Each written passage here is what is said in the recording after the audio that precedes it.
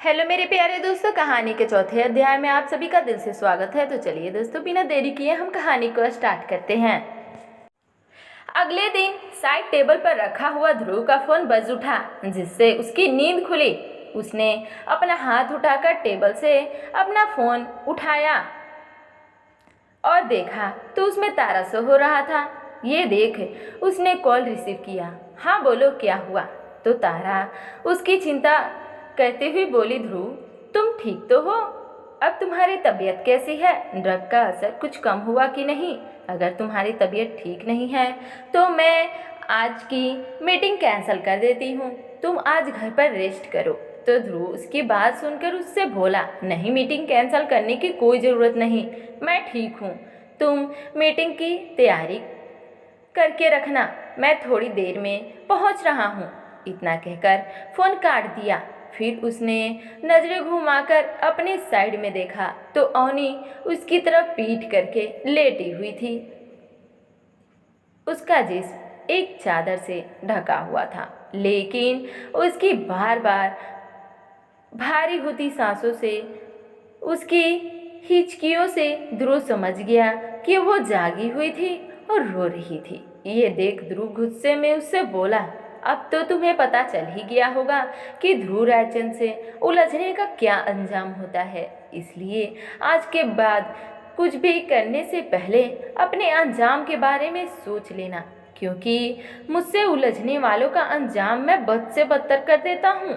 इतना कहकर चादर उठाकर बिस्तर से उतरकर खड़ा हो गया।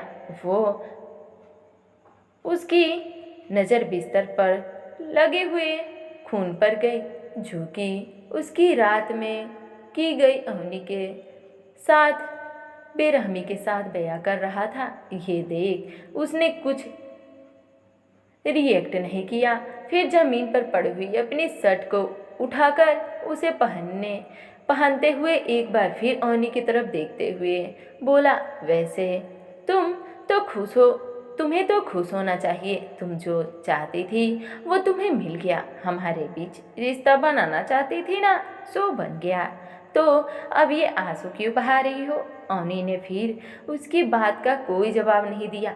तो ध्रुव गुस्से से उसके कमरे से बाहर निकल गया। तभी वो दरवाजे पर रुका और पलटकर अवनी की तरफ देखते हुए गुस्से में उससे बोला, आज के बाद अपनी कोई भी घटिया चाल चलने से पहले अपने इस हालत को याद कर लेना, वरना अंजाम इससे भी बुरा हो सकता है। इतना कहकर कमरे से बाहर निकल गया।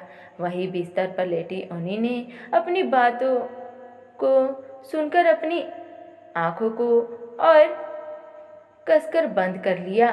उसके आंसू और भी तेजी से बहने लगे। उसके अपने मुंह को तकिया से दबा लिया। इस वक्त उसके एक हाथ में से अपने पेट को पकड़ा हुआ था और दूसरे हाथ से चादर को कस के बींचा हुआ था। ध्रुव की रात के बेरहमी की वजह से उसकी पीठ में और पूरे शरीर में बहुत दर्द था।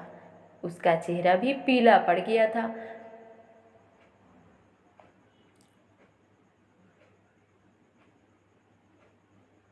उसने खुद को संभालते हुए उठने की कोशिश की, पर उसके पेट में बहुत तेज दर्द होने के कारण वो नहीं उठ सकी और वहीं पे सो गई। आंखें बंद कर ली। शायद अब सोकर ही उसकी बॉडी को थोड़ा आराम मिल सकता था, तभी वो कोई काम कर सकती थी।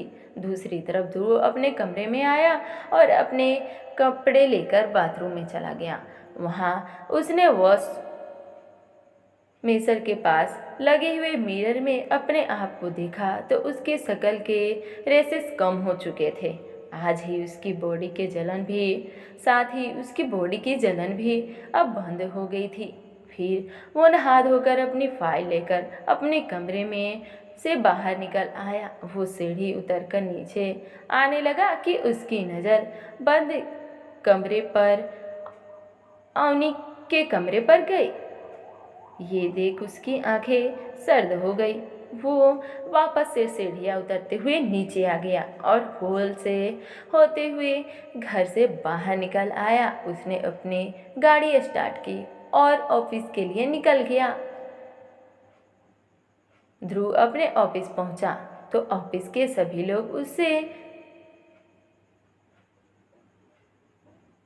मुस्कुराते हुए गुड मॉर्निंग कहने लगे, जिस पर ध्रुव अपना सिर हिलाते हुए कॉन्फ्रेंस रूम में की तरफ बढ़ गया, जहां पर तारा ने मीटिंग की सारी तैयारी कर रखी थी।